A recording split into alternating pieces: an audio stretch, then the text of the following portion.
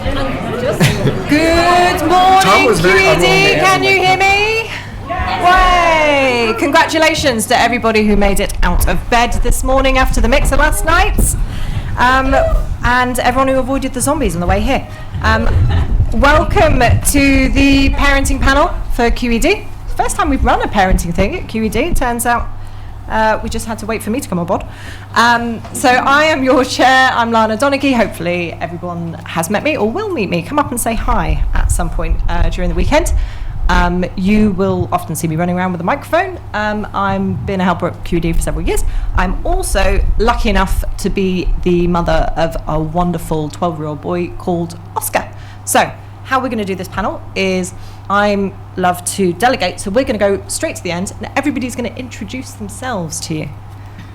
Hello. So, off you go. I was like, wait for it, let her, and then it just happened. I even paused. I was like, okay, now is your turn. She was like, so.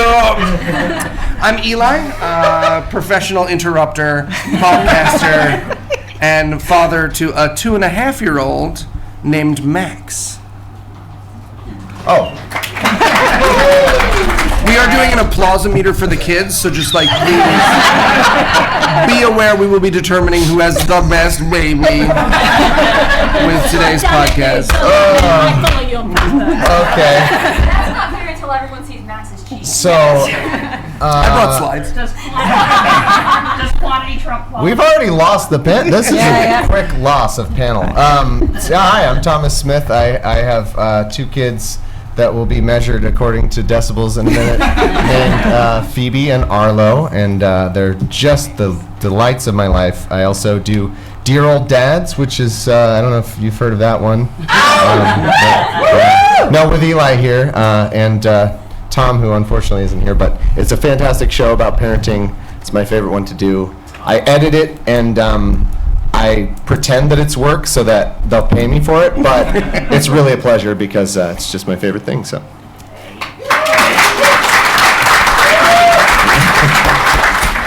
It's a pity clap. No, I'm Ruth, normally known as Roo. I've got 2 kids. I've got a 2-year-old who we call Noodle, and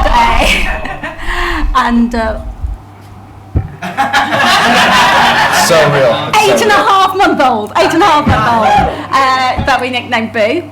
I have no idea why I'm here because I have no qualifications other than I am quite vocal about a lot of parenting things in spaces where I tend to get people's backs up. So, yeah, my turn.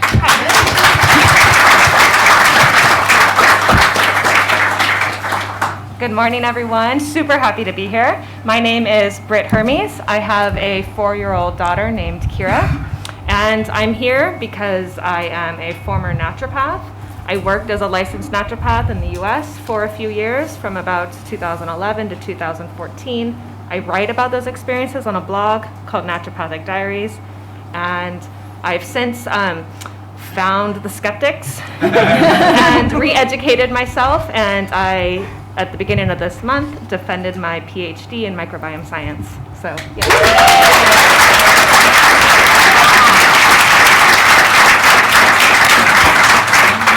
Well, this room likes PhDs more than children. Well, I grew the human during the PhD. That's an achievement, growing a human and a PhD at the same time. Right, so there's a lot to talk about in parenting, right? And we are not allowed to run late at QED, as everybody's aware. So we're going to start at the beginning, and we're going to generally talk about pregnancy, fertility, and people's experiences with the misinformation that's like rife over the internet around there. So anyone want to take me up? I love it. I like that they turned to us for the pregnancy part. It was like, thank you. Oh, so like when you are up throwing up and it wakes me, I was like, am I strong enough for this? And I was, because I made her sleep in the guest room. There's not a bed in there. It's technically a bathroom, but the tub is very round. I mean, conveniently close to the toilet for the morning sickness. It was a kindness. Do you want So I guess I should jump in here as the person who used to sell a lot of pseudoscience, and at one point was even marketing a practice around how to quote, increase fertility and how to prepare the body for pregnancy, which of course included detoxification diets and supplements. We all need so many vitamins. And I think it's interesting to talk about, maybe for a moment, if we want, the myths around fertility, which of course there are many, many, many, stemming from, vaccines cause infertility. They don't. Stress causes infertility. It doesn't. I can tell you that because I got pregnant while I was getting sued for that.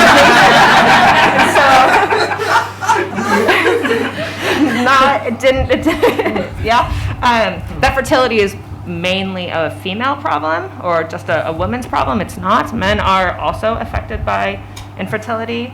That women can't get pregnant after a certain age. That age in the news tends to be 35. Women can get pregnant after 35. It's just that fertility dramatically decreases.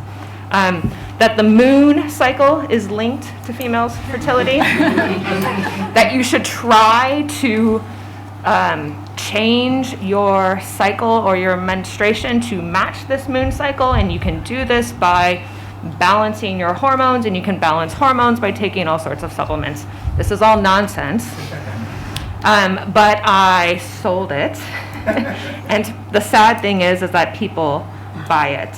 And because I think that there's a lot of self-worth sometimes tied into one's ability to get pregnant, that it was an easy market, so to speak, to be able to rope people into this idea of that if you are healthy, you should be able to get pregnant. And that if you are whatever else gets wrapped up into that definition of healthy, a good person, the proper weight, doing everything right, taking care of yourself, yada, yada, yada. So I didn't, on a personal level, have to deal with any of that misinformation when I was trying to get pregnant, because it just happened for me. That was just something that I fell into. But I have experience from a practitioner experience in selling it, and I know that people are particularly vulnerable to these myths. Oh, massively so. So I have a bit of a different fertility journey that I actually have two. So I'm queer. I'm dating somebody else who's AFAB, assigned female at birth, and we both carried. So, obviously not at the same time. That is a terrible idea. We joked about it. We're like, nah, this is, no. So I got pregnant using a donor that I found on a website, which sounds really sketchy to say out loud. It really matters what the website was. We are circling around back to that because there's a massive idea that when it comes to fertility, that natural is best. Oh, you can eat pineapple to increase your fertility. You can do all these different things, and the sort of the toxic side of that is that it means that when I was looking for a donor, it took me 1.5 years to find a guy that wasn't just trying to sleep with me under the pretense of being a donor, because natural's got to be best for the baby. I was like, I don't think you're doing this for the baby, guys. I really don't. But it was pervasive. Like, and you'd get chatting to somebody, and you'd be and then they'd be like, so what insemination method do you want to use? So I was like, a sock cup. You are going to go into one room, I'm going to be in a completely different room. There is not going to be any kind of overlap there at all. And that was quite damaging to me, actually. It was quite, I've not actually spoken that much about how hurtful that was, sort of being on this journey and thinking that my only options were either to sleep with a guy, which, like, I've done it in the past, it's fine, it's not really my thing, generally speaking, and I probably don't want to do it to get a baby, or to go down this massively expensive medical route, which frankly, I wasn't going to be able to afford. Luckily, we found a lovely donor. Well, I actually found the donor, and then we used the same guy for my partner. So it worked out okay in the end. But this sort of idea of natural is best just seeps into everything. And I'm going to be honest, like, I came down at like 2 o'clock in the morning to find my partner frantically scoffing pineapple from a can. So the night before, going, well, it can't hurt, can it? Well, yes.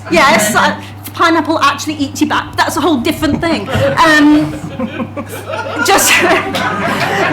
Just because something doesn't hurt at the lower end, you are sort of beginning to buy into that natural wooey sort of way of thinking, which, like I said, at the very end of it is quite an unpleasant place to be. That's a weird market pineapple is cornered, right? Yeah. Because we all know the two things eating pineapple is famous for at this point. Who at Pineapple HQ was like, we really need to focus on seminal fluid. And why did they listen to that guy? Okay, Eli. I'm just going to point out, if the seminal fluid's being swallowed, in my story, I'm doing something very, very wrong. I'm actually a politician in Kentucky, so I don't know that. I hope there's an FAQ on the website that you're talking about. Yeah, but all the woo, all the pseudoscience, it strikes me that in situations where people feel powerless or where we feel like, there's that uncertainty in life, and furthermore, it takes a long time. 9 months is actually such a long time. And then when it's done, you're like, wow, that went by fast. But when you're in it, you're like, all you're doing is thinking, what are the things that I can control to make this baby be so good? It just has to be the best baby. Obviously, it has to be the best. I can't have the second best baby. It's got to be perfect. And like, especially what I found so disturbing was observing kind of the intersection of that, the pressure and like, the pressure women feel every day about everything, and seeing my wife just really tied into knots over like all the expectations on her and how she should be doing everything right, and she should. In our first delivery, I obviously I just left this to her decision, and she wanted to try to do it without any pain, anything, and I was not going to tell her. I was like, okay, whatever you need to do. And so I think it was all because of this pressure of like, well, if we do the pain thing, then there's a risk that I'm doing something wrong that's going to harm the baby. And it was agony. And then for Arlo, our second, she was like, I think I'm going to do the drugs. I was like, yeah, do the drugs. I am not going to tell you anything on this. You do whatever. She did the drugs, and it was a real like, oh my God, why didn't I do that the first time? It's so, you just do the drugs, and then they're like, you can go to sleep. We'll wake you up when you have a baby, and when you want to name the baby and all that, and when it graduates from first grade, we'll wake you up for that. You go to sleep and you wake up with a baby. It's incredible. The drugs are great, is the message, I think. We did the pain meds and the epidural out in the parking lot about a week ahead of time. You got a second epidural guy that you brought in with the one sort of lovely moment. I don't know if we all shared this, but prenatal vitamins are actually necessary. It's one of the only times that a vitamin is a necessary. Like doctors all agree, hey, you need a vitamin here. So that moment of interacting with I'm wrong. I had a whole story, but I'm about to just get node. So. I'm not saying you're wrong. Oh. But But you're right, is usually how that goes. I just want to make sure that I think there's some room for clarity here. Folic acid is necessary. Prenatal vitamins, maybe not. Because prenatal vitamin is a packaging of many different vitamins and micronutrients. And I could be wrong, it's possible. I've been wrong before, God knows. But I think the evidence is not clear on the multivitamin prenatal, whereas it is crystal clear on the necessity of folic acid. Yeah, you beat me exactly to my point, which is, you need the folic acid, and that's sort of medically agreed upon, but it means interacting with the vitamin industry, which in the United States at least, might as well just be a guy with hands full of powders being like, these will save your child. Yeah. So the amount of research it took to be like, is this actually a vitamin? Yeah. And it's super stressful to make these decisions, right? Because women tend to be the healthcare decision makers in their family, and the burden tends to be on women and moms to sort of make the decision not only for themselves but also for every member of their family. And so when you're placed in a situation of being handed something that is beautifully packaged and with claims of, fertility support and nutritional support, and it's going to take away morning sickness, and it's going to make your hair beautiful and your skin glow and your nails are going to be 10 feet long and all these amazing things. I mean,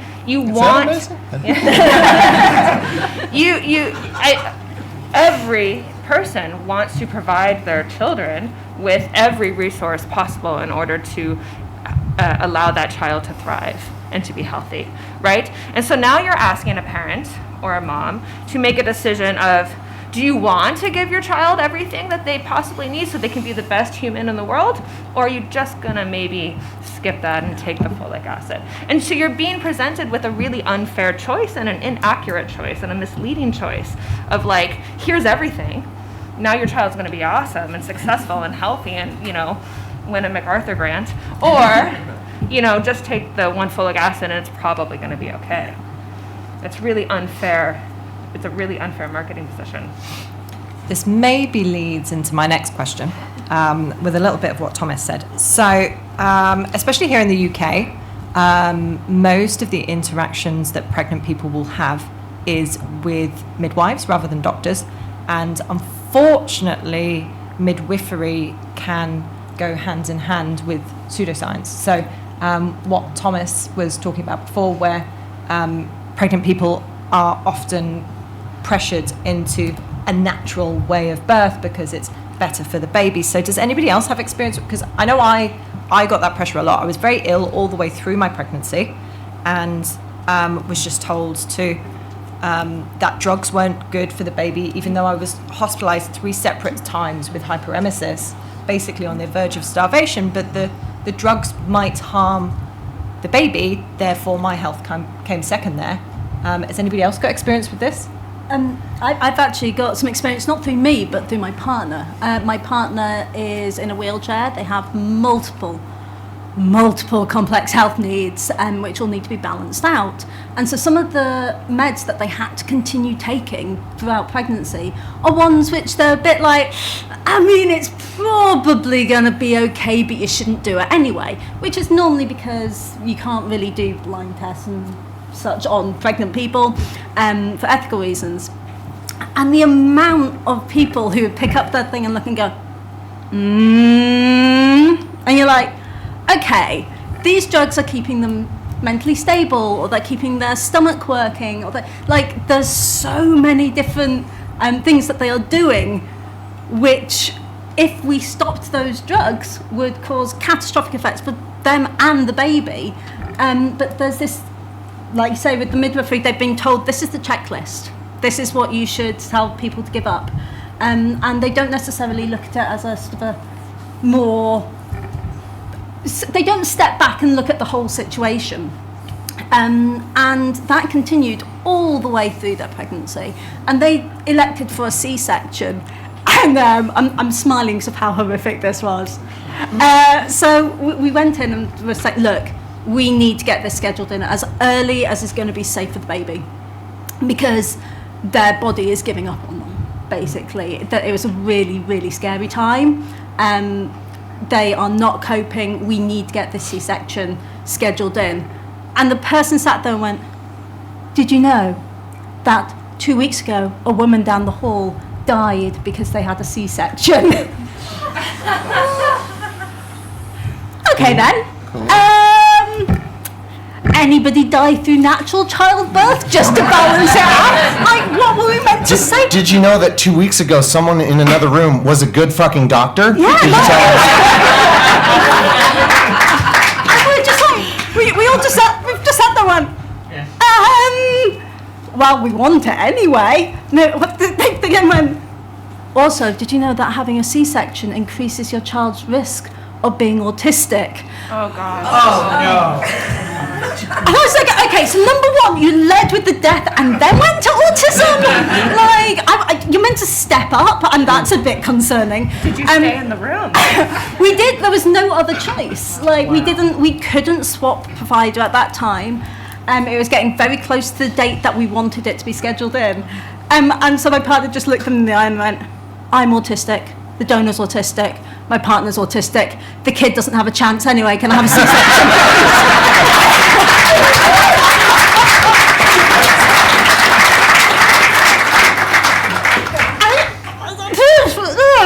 I don't even know how to conclude, because I'm still flabbergasted when I think about how ridiculous that situation was. But yeah, medical providers don't always know what they're talking about, apparently. I think it's just this idea that childbirth should be a natural process and therefore it should be devoid of things, and that's what's best. And then that leads into the breastfeeding conversation. And obviously, objectively speaking, the data says that breastfeeding is best for children, which then leads breastfeeding people to be like pressured into a situation where you're feeding your child. And then the situation that I had personally is I had a very close friend that whose child was born about the same time as mine, and we would hang out a lot, and then they became a breastfeeding consultant, and then that led down this path of cloth nappies, which led to organic clothes, which led to organic food. And then even though they'd previously had a child who was raised in quite a traditional sense, suddenly it was like mad anti-vax territory. So I mean, has anybody else had an experience where the science, the good science, has also pushed the bad science in hand in hand? Because I think most of these medical professionals think they're doing the right thing. It's just these things mix up. Or does that not, has that made it over to America? No, it's definitely, in California, it's horrible. I mean, one of the things that I think I talked about it on the show a little bit, the idea that they'll present you, your doctor, like a good doctor, we have a great doctor, they'll present you with things that are such obvious, no-nonsense miracles of science, as though it's like up to me. They're like, do you want to do the easy life-saving vaccine that will save your child from exploding in the first week? Like, it'll just blow up without it, but it is a thing that science made. So are you sure, is that okay with you if we put science into your kid? And I'm like, yes, put all the science in there.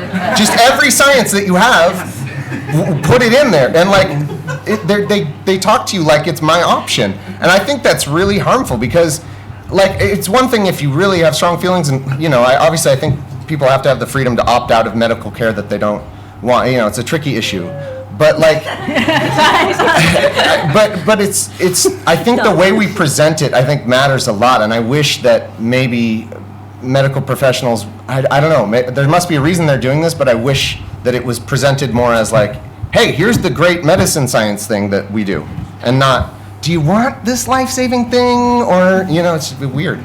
I have thoughts about this, and this is something that came up for me when I was super sleep deprived in the first few years. Still, where I was presented with information and offered a choice, whether that's the vitamin K after birth to help with blood clotting, or the vaccine, or even just being offered anything, cough syrup or antibiotics or what have you. And for things like the vitamin K after birth or for vaccines, I did also feel this way, where I didn't really want to have to make a decision about something that was proven to be safe and effective, because I'm tired and I don't know what I'm doing, and because I'm crying because the commercial had a cute puppy on it, and it just seemed, it was too overwhelming for me to have to take that extra step to then wait. Not only do I have to decide on which vaccines, but you also now need me to decide on the spacing of these vaccines, and to also schedule a hearing test during this period too, and you need me to shower. I mean, come on, it's too much. I don't know if this is more American. Oh, I'm sorry. No, go ahead. I don't know if it's also like more an American thing, but it really does feel like in America, every mother is expected to be like this expert in every single thing. They're going to micromanage every decision. They're going to time everything right for the. It's like, didn't we make people go to a lot of school to do this for us? Like, why would we all do that for ourselves? That seems really inefficient. This is my feeling on it, and I understand that this is not necessarily a popular take, because this can also be really like seen as paternalistic and the doctor just telling you what to do. But I'm American, but I had my child in Germany. I live in Germany, and so this is still happening in northern Germany and East Germany as well. And I think the idea is for the patient to feel empowered, and this might come out of the fact that people are tending to choose alternative medicine and natural therapies and to go to chiropractica and homeopaths, because there is a sense that their physician isn't listening to them, and because they feel like they're just being told what to do and they're not feeling like they have power in their health decisions. But when I am sleep deprived and I can barely feed myself and everything hurts, I want that person to step up as the expert in that room and to tell me, listen, this is the best route forward. This is the route that's going to keep not only you safe, but your baby safe, and this is, effective. And we know, and we strongly recommend that you should do this tomorrow or today, or we're going to schedule this for you. That was the kind of guidance that I wanted from my medical provider. It felt like too much to then have to decide to do what and to when to do it. Yeah, and that sort of illusion of choice can actually be pretty dangerous. I don't know if this is an American phenomenon, but in America and where we gave birth, the night nurses, were not allowed to recommend formula at all. Mm-hmm. You had to request it. So luckily our OBGYN was like, hey, just so you know, they're not allowed to recommend formula no matter what's going on with you, so you have to do it. So we had this insane moment with the night nurse when my son was first born, where we were like playing charades, where I was like, okay, so we would like you to give the so that she can get some smell. Does she have a trench coat? Right, exactly. Legit, we had to do a handshake out in the parking lot with the formula. That's how you buy drugs in the United States. I know here you probably go to like Havisham or whatever. Well, we're in Manchester. It's a good place to buy drugs. I have no idea. I'm just reading the sign out front of the hotel. Is a Manchester a good place to buy drugs? But yeah, I mean that illusion of choice, and to Britt's point as well, like that's not something that happens in other forms of medical care, right? You're not in the middle of your appendectomy and the doctor's like, hey, should I use clamps? You're just like, I don't know, man. Well, as a person who was pregnant and went through OB/GYN care, that definitely happened to me in the context of these visits while I was pregnant, where I was offered homeopathic therapies for my morning sickness. I was offered all sorts of botanical therapies. I had to shop for doctors because my first OB told me that flying on an airplane would provide too much radiation to the baby and cause birth defects. Is it a nuclear airplane? Do we have those? I was going to the moon. Yeah, I mean, are we Was it talking a like nuclear spaceship? Spider-Man or? Yeah, I was about to say, what birth defects? Because if it's gravity, No, you would not like Britt's baby when it is angry. Let me tell you. Come to think of it, she is really feisty.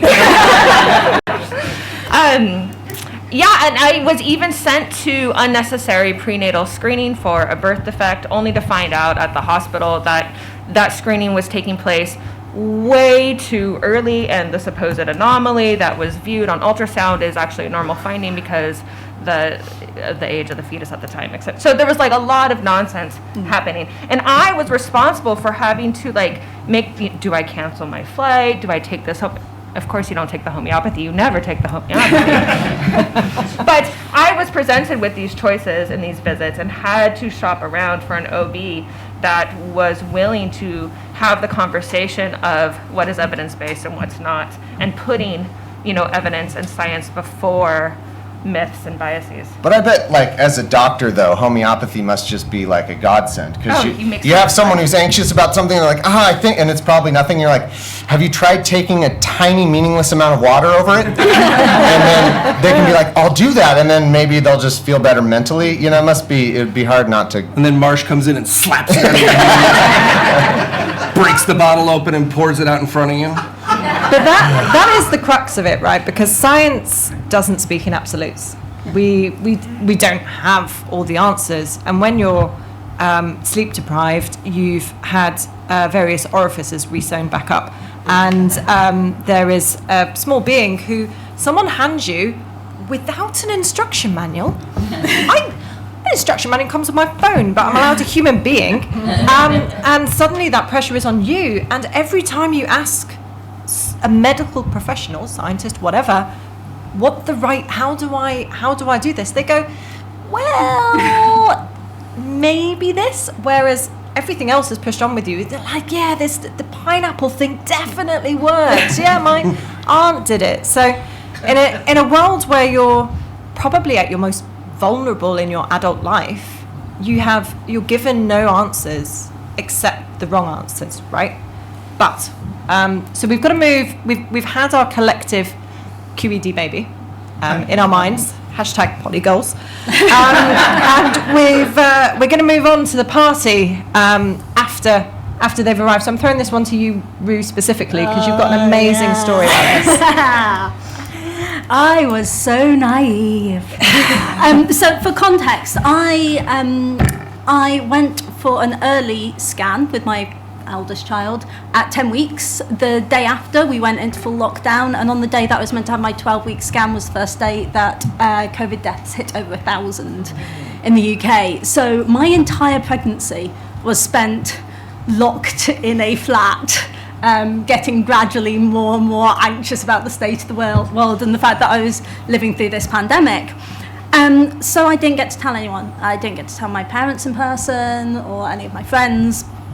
And so it got kind of towards the end of my pregnancy, and I was chatting to my partner, just sort of jokingly said to them, hey, we should do a gender reveal, except that what should happen is when the box opens up, instead of like pink or blue balloons, it can just be me jumping out screaming, gender's a spectrum! And like everything in my life, I took the joke too far. That is my defining characteristic.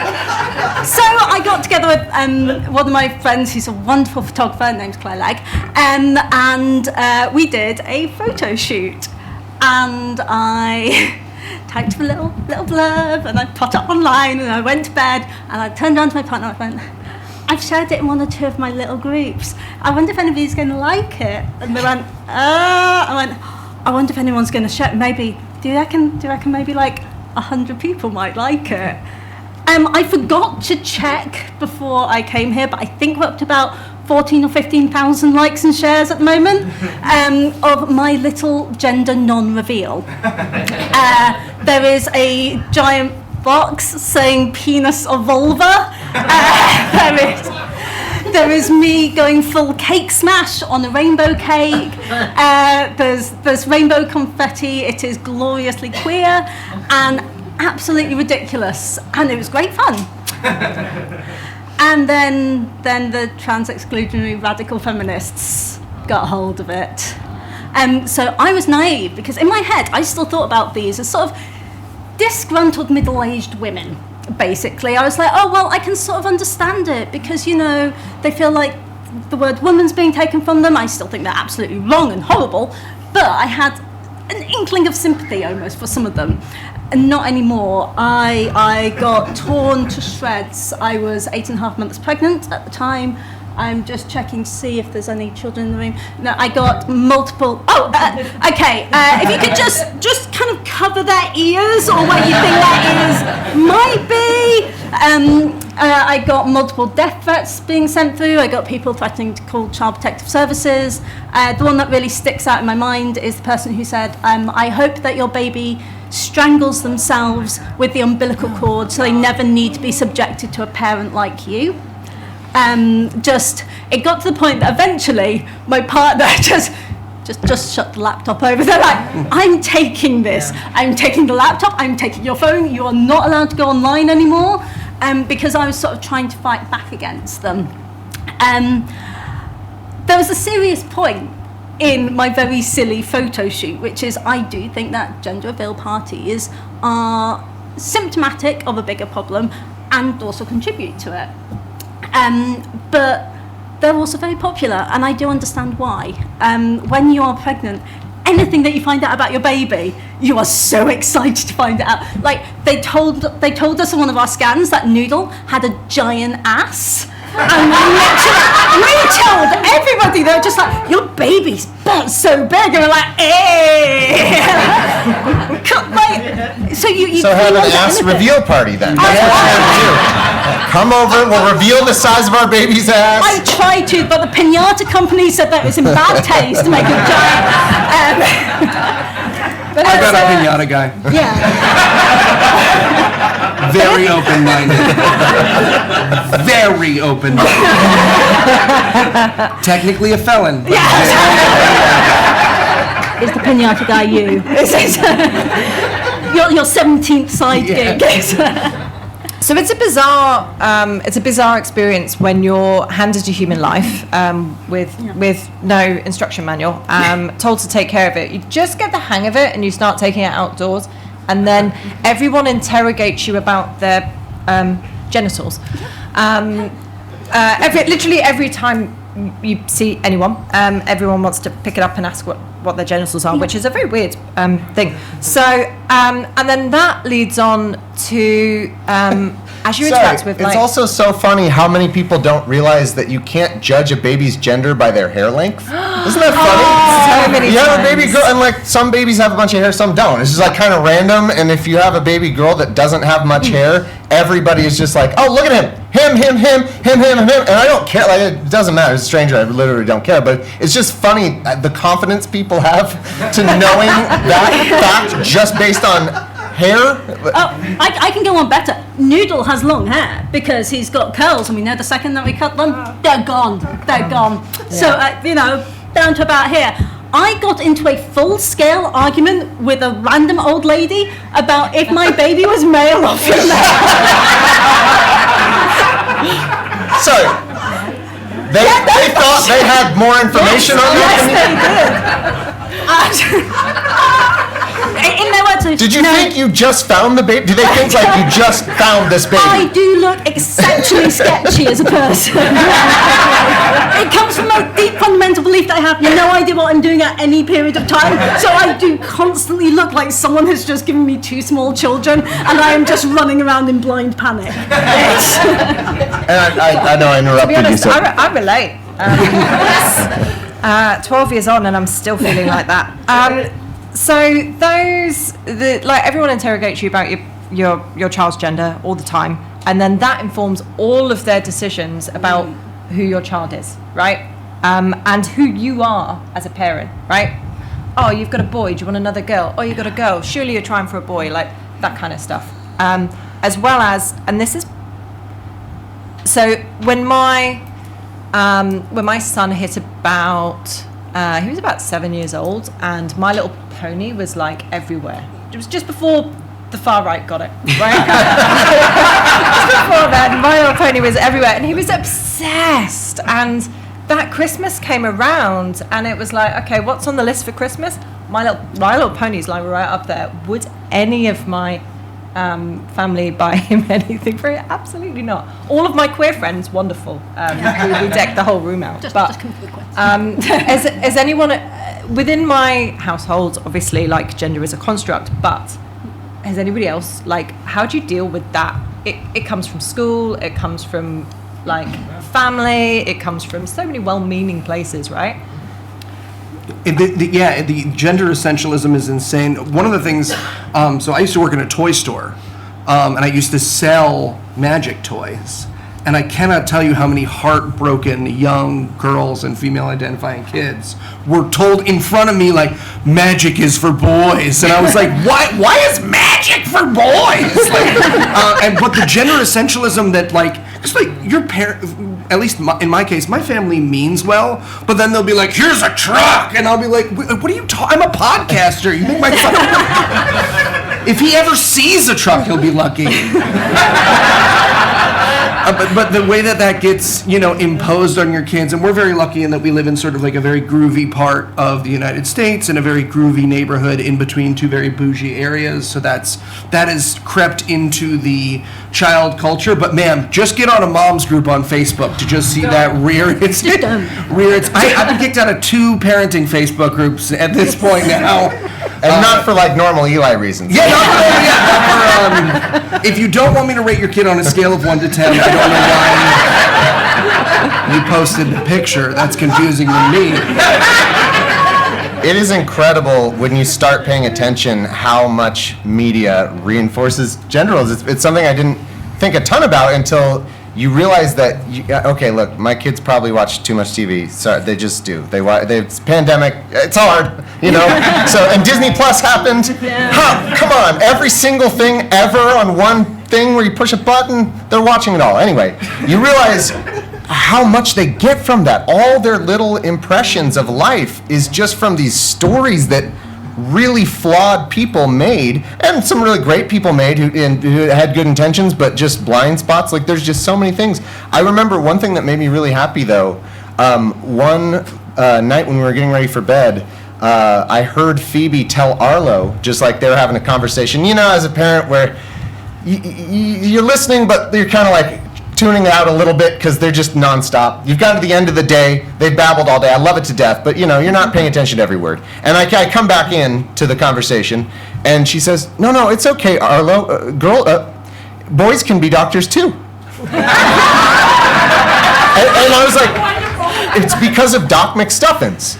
She watches the show Doc McStuffins, where the girl is a doctor. That's all she knows really about. And so she literally told him, I think he was wanting to pretend to be the doctor, and he was like thinking he couldn't because that only girls can be doctors. It was fantastic. But I wanted to tell just a quick thing about sort of the idea of like revealing the baby's genitals is like the gender reveal. One thing that made that really funny for us is we went to get the scan to see our baby's gender, not for a party but just for us, and because I think I had a work thing, so I couldn't go.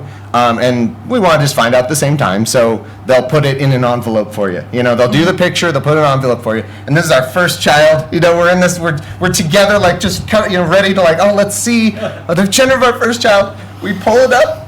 The picture is the baby's legs spread apart like this, and a red circle drawn around this with a line that says "girl" right there. It was so funny. It was like, yeah, you really are just doing like pornography of our child in the womb to tell us what genitals it has, but it's a girl, Amazing. It's been interesting being an American in Germany because my experience having my daughter in kindergarten is that first of all, there's the das pronoun. So for children and for babies, we use this gender-neutral pronoun. So I didn't really experience this he, her thing as much from strangers. Old German women love to tell young German women what to do. And so this is just sort of like a part of life of like you're on the bus and the baby needs a hat, the baby needs gloves, the baby needs, you're never doing anything right. So this is normal. And then in the kindergarten and the daycares where we've had my daughter in both northern Germany and now in eastern Germany, the bathrooms are co-ed. They're just open. And the children just all go to the bathroom together. The doors stay open. There's been separators between the stalls, but no door for privacy, or sometimes there is, or sometimes there isn't. There's one toilet in the garden playground, and they all just sort of freely walk in and out, and it's like no issue. It's no issue. And so this has been really interesting coming from a country where this is like a super big issue. And privacy and, genitalia is a big deal, and which box and which door do you go through. And so this has been just sort of an interesting experience, and also nice to sort of have something to counteract those media roles a little bit, And then we have just had fun with it at home and just trying to not reinforce these gender stereotypes by, painting daddy's nails and talking about how hair length doesn't matter and how anybody can wear a dress, and if dad wants to put on lipstick because he wants to, or if the neighbor kid down the street wants to, then that's fine, and we can just do whatever we want, and this doesn't define what makes a boy and what makes a girl. Yeah, so I use they, them pronouns, identify as non-binary, and so does my partner. So gender in our house is quite different. We don't, people always assume that I go hardcore and sort of like, no, you may not have that truck, slap it out the child's hand. I'm not like, Noodle is obsessed with buses at the moment, but he also really, really loves his green velvet dress. And I'm aware that they're young, and I'm aware that it's going to come in and it's going to start getting more and more gendered as they get older. And like, at the moment, our attitude towards it is to try and constantly display to them that gender does not matter. And we do that in some weird ways. So we tend to not gender people when we're out in public. So instead of saying, oh, look at that woman over there, we'll say, look at that person. And it's small, and maybe it will make absolutely no difference at all. But I do think my kids particularly, because they're being constantly surrounded by people who laugh in the face of gender, might have a little bit more of a chance of steering away from that overly gendered sort of worldview. Or they're going to be stubborn like me and just become the most like gender stereotypical people in the world just to annoy me. Just a reverse ordinary people. Yeah. Standing there in a cheerleading uniform with you on the porch. Get out of my house! Do you catch yourself as kind of like a progressive parent being a little disappointed when they do a really gender normal thing? You're like, I do, like Phoebe she's just into dresses. And I think it's, who knows what it is, media, whatever. And sometimes I'm like, is that bad? No, that's fine, but I feel like it's bad, but is it bad? You know what I mean? Like, I'm not sure how to feel about it. I actually have the opposite issue. So saying that my eldest favourite thing is green velvet dress, I find it really hard. Like, because I did not grow up in a different society to everyone else. I grew up in the same society where, you know, girl clothes, boy clothes, very, very strict division. I grew up in a very Christian environment. My dad is a vicar. He's currently about to move to a house which is part of a home for retired vicars. And if there is not a murder and crumpets there, I am going to be so disappointed. But anyway, so back to the children. But you have to send them to school at some point. Unless you're Elaine. I'm keeping them away from keeping school. them away, right? Just gonna. Because that was the choice I made. Was my son is autistic, of course. Which we discovered a couple of years ago, but he'd always grown up in this kind of poly-queer household. Yeah. We'd always been but we had so many conversations about how stuff was difficult at school because he had a certain attitude towards things, or he's recently come back home from school. His best friend has just come out as gay, and they're getting a load of bullying because of that, because unfortunately it still exists in school. And you set them up to do what you consider the right thing, and unfortunately it does comes with it that they're going to be a target, right? But I wanted to move past gender and move on to my favourite subject just quickly before we finish, because someone's going to start gesturing to me at the back, which is lying to children. Easter Bunny, Santa, Tooth Fairy, we God lie to God. Democracy in America, you know. Those things we tell our kids. Helps them sleep at night. Who lies to their kids? Okay, so we'll talk about can we talk about the harmless lies that get out of control, where you're just like, actually they don't make ice cream after 4 p.m. No, the ice cream store closes at 2. It's still dark because outside, the man there is sick. Yeah, he's dying of cancer. Why am I sick? Has anyone else been caught in these horrific lies because you didn't want to go to the park again? And you're like, no, the park burned down. Why wouldn't I think of anything? But they're rebuilding it before tomorrow. And then all of a sudden your mom has to be like, hey, something about the park elves? And you're like, please don't ask any follow-up questions. My son spends time with his father as well, and he was actually about 10 when he came home, and the ice cream truck was coming past the house, and it's playing the song. And I turn around to him and go, "Oh, do you want an ice cream? You know, we could go get one. It's a nice sunny day." He's like, "No, it's playing the song. It's out of ice cream." I'm like, "Oh." See what he did there. Did you correct him, or did he like? Oh. I said, let's just go try it and find out. And we went Plato on it. We just decided to question that and test the hypothesis, and turned out they did still have ice cream. I was so dead set that long before I had kids, I was so dead set that I would never do that Santa bullshit. I was like, come on, you're just lying to your kids. It's stupid. And then kids happened. I was like, nah, it's delightful. Sorry, I'm gonna do it. But what I really love, this is actually every story and note I thought of and prepared was just for this last topic that we have 4 seconds for, but it's okay. My favorite thing with my daughter is I very much want to let her do the inquiring. Like, I don't tell her, I don't tell her Santa's definitely real, or anything. I'm kind of waiting to see if she pieces it together. And oftentimes we do this thing where she loves to ask if things are real or not, because, and it came from when they're watching a scary movie and there's like a scary monster, and they're scared. I'm like, no, don't worry, it's not real. And so she would start asking things are real or not. And one funny thing is occasionally she's surprised, oh, are elves real or whatever real? And then one time she's like, yeah, are alligators real? And I was like, yeah. She was like, what? Alligators are real? It's just they're starting from nothing. That's my favorite thing about kids. They don't know anything. We tell them everything. And so for them, like an alligator it could be a mythical creature. But the cool thing I noticed, a lot of my stories are Phoebe teaching Arlo something because it's so funny. She's put it into her own mind and her own understanding and is explaining it to her 3-year-old brother. And I promise this was through nothing that I did overtly. She just pieced together over the course of time of the real or not real thing that she did. Arlo asked about ghosts or something, and she said, no, Arlo, ghosts aren't real. Invisible things aren't real. And I was like, I never told her that. Like, she just had categories. She noticed, like, the things, the magic, the whatever, those tend to not be real. And at one point, I think my wife or to Arlo, I can't remember which, one of them asked her, well, what about Santa Claus?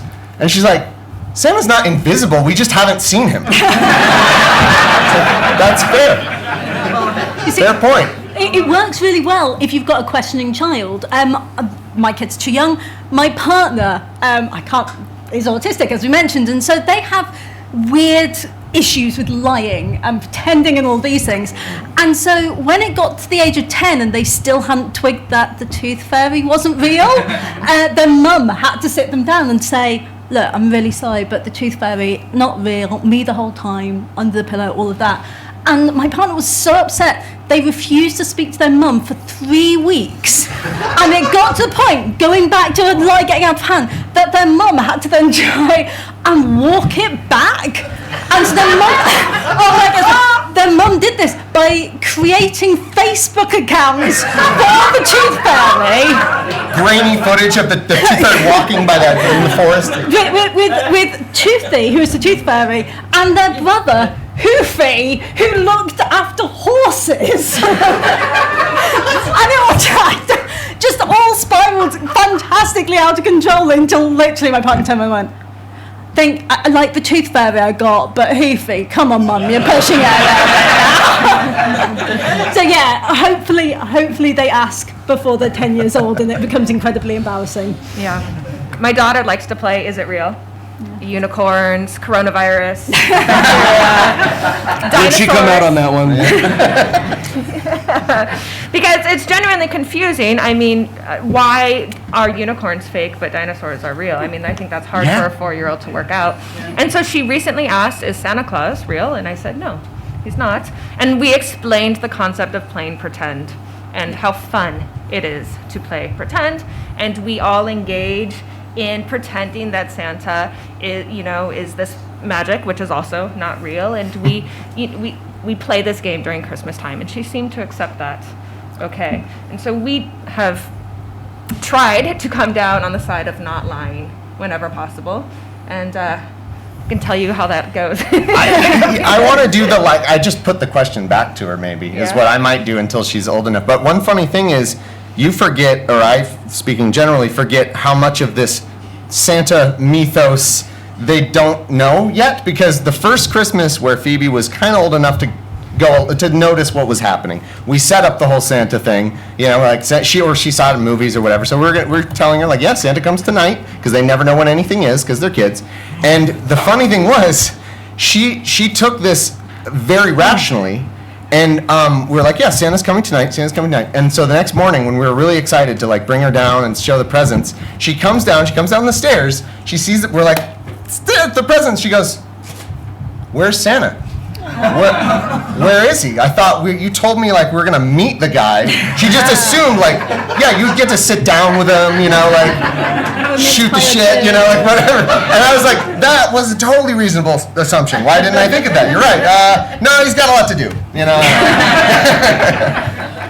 Right, unfortunately, that is all we've got time for today.